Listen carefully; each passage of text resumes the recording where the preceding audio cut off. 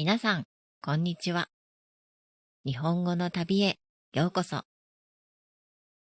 この動画では、日本の文学作品を朗読しています。100年くらい前の作品が多いので、昔の言葉や難しい言葉があります。それらを簡単な言葉に変えて、聞き取りやすいようにゆっくり読みます。すぐに物語を聞きたい人は、概要欄の目次をクリックして先に進んでください。また、読むスピードが遅いと思う人は、YouTube の設定で好きな再生速度に調整してくださいね。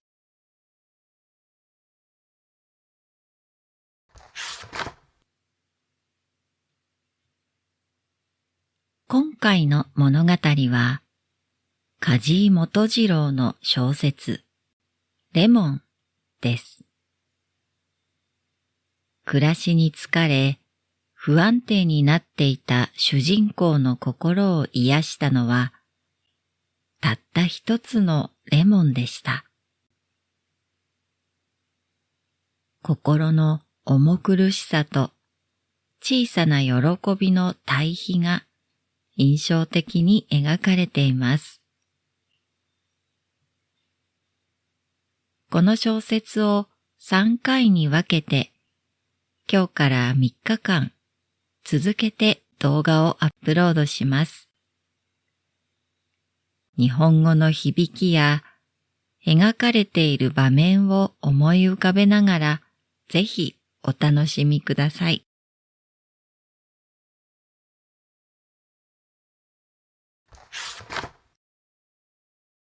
レモン、梶井基次郎。1、得体の知れない不吉な塊が私の心を始終押さえつけていた。焦燥と言おうか、嫌悪と言おうか、酒を飲んだ後に二日酔いがあるように、酒を毎日飲んでいると、やがて二日酔いのような時期がやってくる。今、それが来たのだ。これはちょっと良くなかった。患っていた肺腺カタルや神経衰弱が良くないのではない。また、背を焼くように苦しい借金が良くないのではない。良くないのはその不吉な塊だ。以前は私を喜ばせたどんな美しい音楽も、どんな美しい詩の一節も我慢できなくなった。蓄音機を聞かせてもらいにわざわざ出かけて行っても、最初の2、3小節で不意に立ち上がってしまいたくなる。何かが私をいても立ってもいられなくさせるのだ。そのために私は始終町から町をあてもなくさまよい続けていた。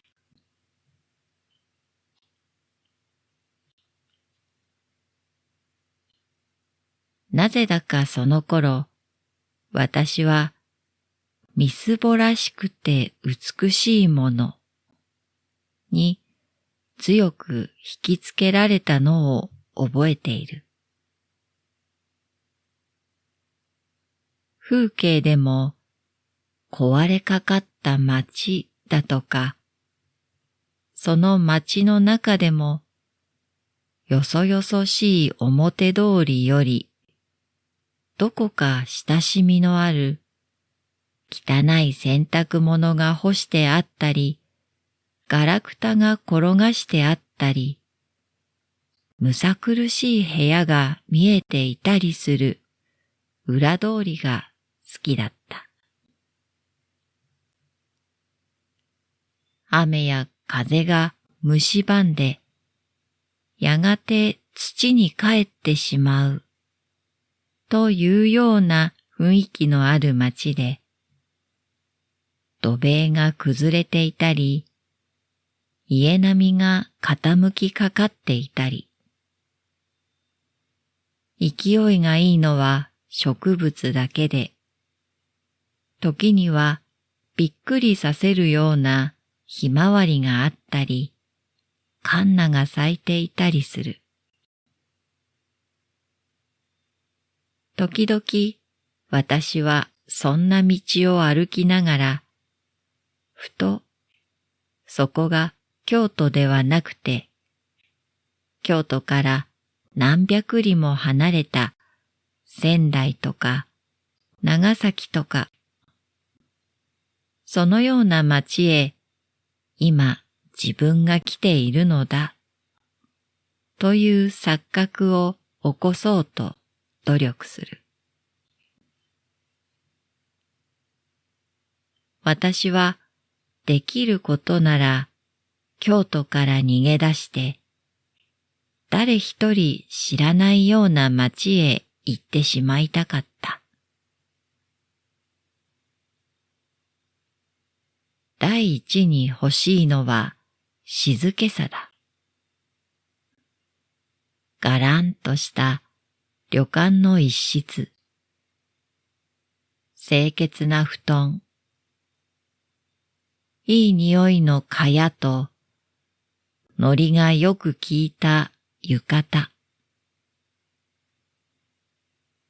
そこで一月ほど何も考えずに横になりたい。願わくはここがいつの間にかその町になっていてほしい。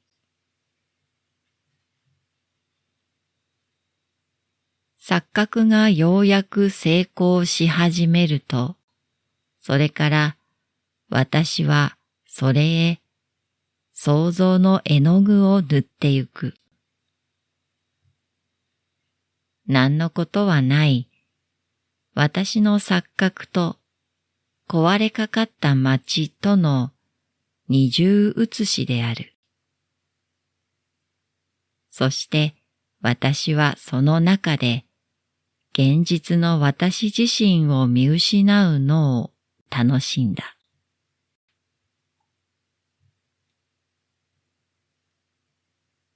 私はまたあの花火というやつが好きになった。花火そのものは二の次で、あの安っぽい絵の具で塗ったような赤や紫や黄や青などの様々な縞模様を持った花火の束。中山寺の星下り、花合戦、枯れすすきという名の花火。それからネズミ花火というのは一つずつ輪になっていて箱に詰めてある。そんなものが変に私の心をそそった。それからまたビードロという色ガラスで鯛や花を打ち出してあるおはじきが好きになったし、南京玉が好きになった。またそれを舐めてみるのが私にとって何とも言えない楽しみだったのだ。あのビー泥の味ほどかすかに涼しい味があるものか。私は幼い時、よくそれを口に入れては父母に叱られたものだが、その幼い日の甘い記憶が大きくなって落ちぶれた私によみがえってくるせいだろうか。本当にあの味にはかすかな、爽やかな、なんとなく詩のように美しい味覚が漂ってくる。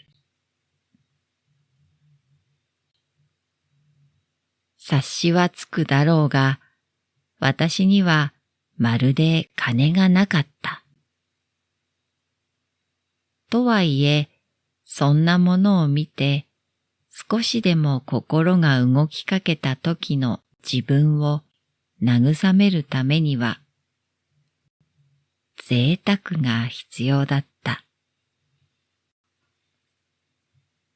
2銭や3銭のもの、と言っても贅沢なもの。美しいもの、と言っても無気力な私の触覚にむしろこびてくるもの。そういうものが自然に私を慰めるのだ。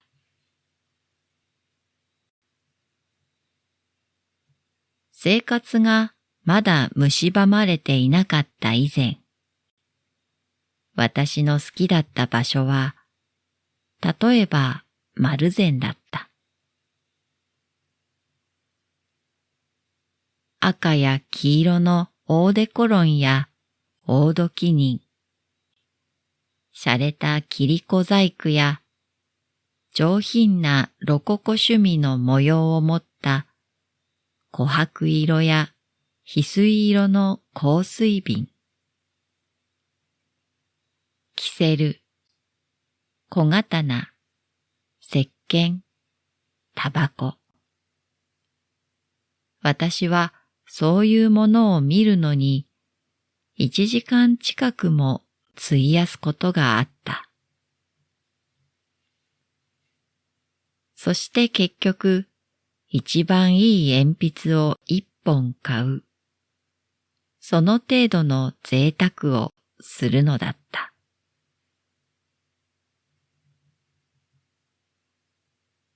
しかしここも、もう、その頃の私にとっては、重苦しい場所に過ぎなかった。本、学生、勘定代。これらは皆借金取りの亡霊のように私には見えたのだった。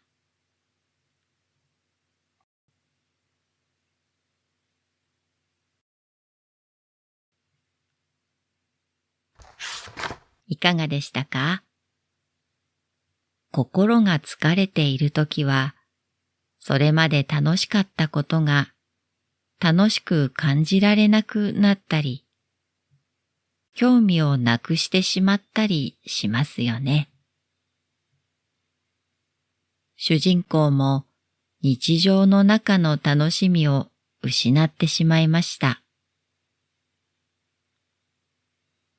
そんな中で、ビー泥や切子細工など、キラキラしてカラフルなものに心惹かれる主人公。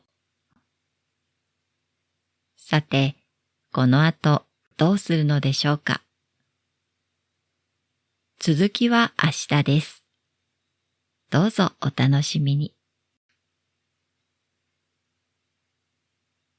それでは最後まで聞いてくださりありがとうございました。